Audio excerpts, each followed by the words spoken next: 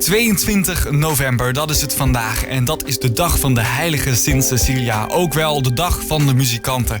En daarom staan we vandaag even stil bij de muzikanten. Want die hebben dit jaar natuurlijk één minder muzikaal jaar dan normaal. En ik spreek hierover met niemand minder dan Nico Snelle, voorzitter van Kerkelijke Harmonie Sint-Jozef 1880 uit Weert. Een hele goede middag.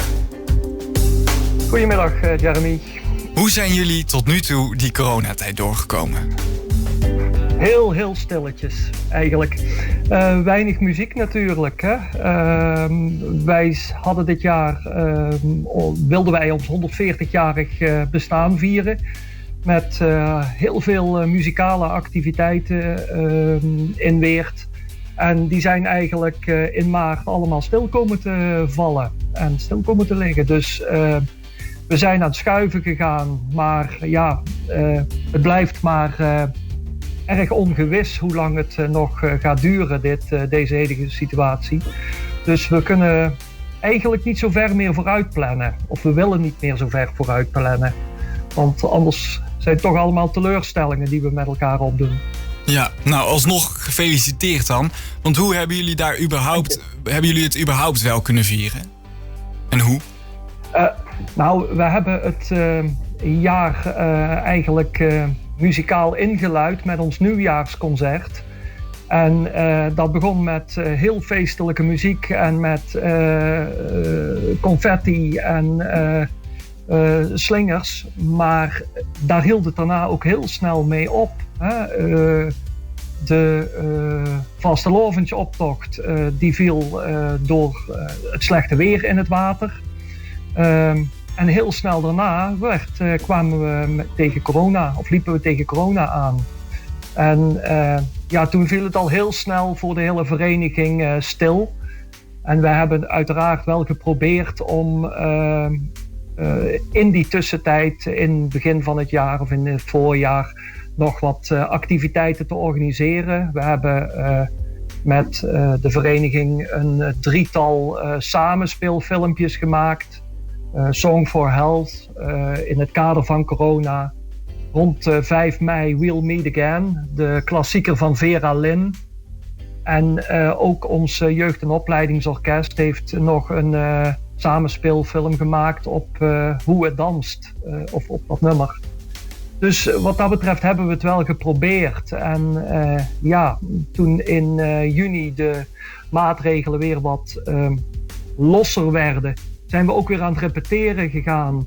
En hebben wij gelukkig, en ik zeg echt heel erg gelukkig, zijn we daarmee nog een heel mooi project in de schoot geworpen gekregen door Dominique Vleeshouwers, of met Dominique Vleeshouwers en Redo Achit. Tijdens het culturele lint, Marching and Breaking. Ja, dat was eigenlijk in dit jaar wel een cadeautje. Om dat toch nog te kunnen doen en te mogen doen.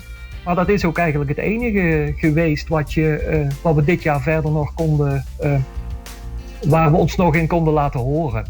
En dat is jammer. Ja, dat is inderdaad jammer. Want wat kunnen jullie nu op dit moment dan nog wel doen als harmonie zijnde?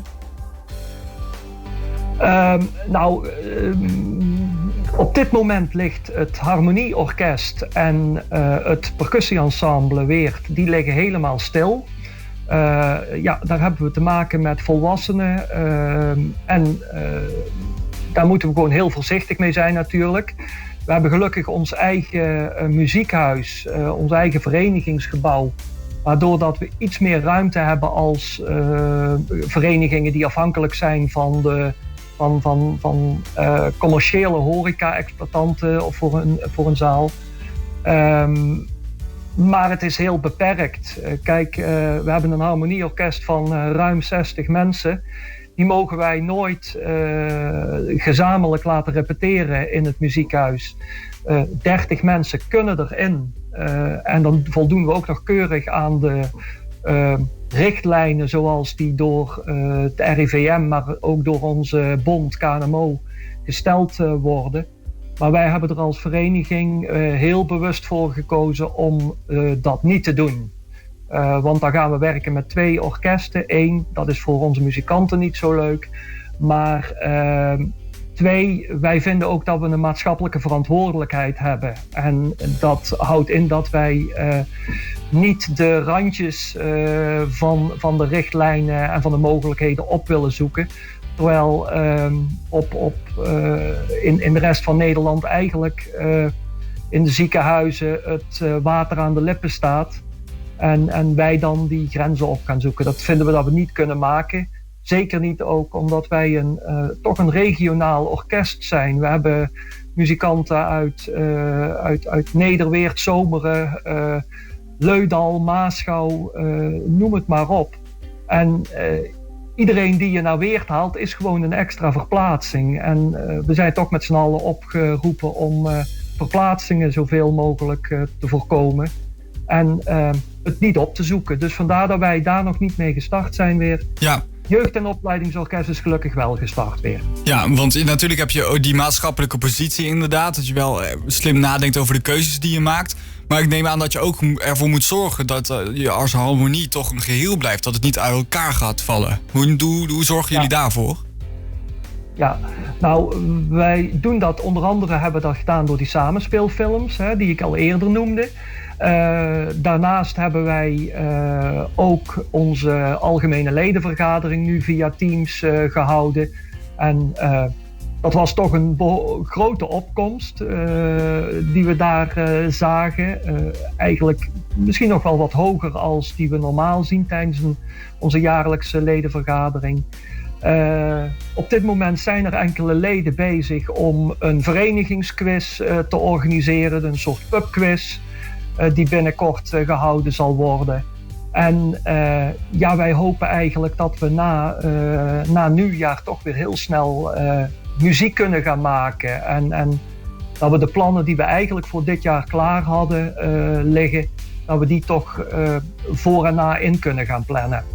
Ja, want het is vandaag de Nationale Dag van de Muzikanten. Staan jullie dan nog ook stil vandaag op deze dag met jullie muzikanten over de dag van vandaag? Nee, vandaag niet. Wij zouden... november is inderdaad de dag van de muzikanten, Sint Cecilia. Wij zouden normaal gesproken afgelopen zondag de intocht van Sint-Nicolaas begeleiden. Dit weekend heeft onze zustervereniging Sint-Antonius, de Stedelijke Harmonie, die hebben hun Cecilia gevierd gisteren, of die zouden gisteren hun Cecilia vieren. En wij zouden dat komend weekend gaan doen.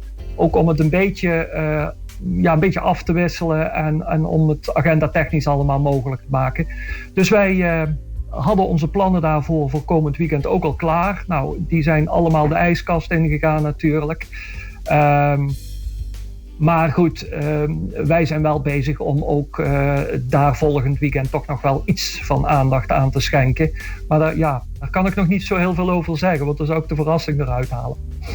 Nou ja, dan wil ik je alsnog, ondanks deze tegenslagen, een heel goed weekend wensen. En speciaal voor alle muzikanten. En ik hoop dat jullie weer snel mooie muziekstukken kunnen spelen. En jullie jubileum weer snel kunnen gaan vieren. Dat hopen wij met z'n allen ook. En dan zien we elkaar zeker wel weer hier in Weert. Dankjewel.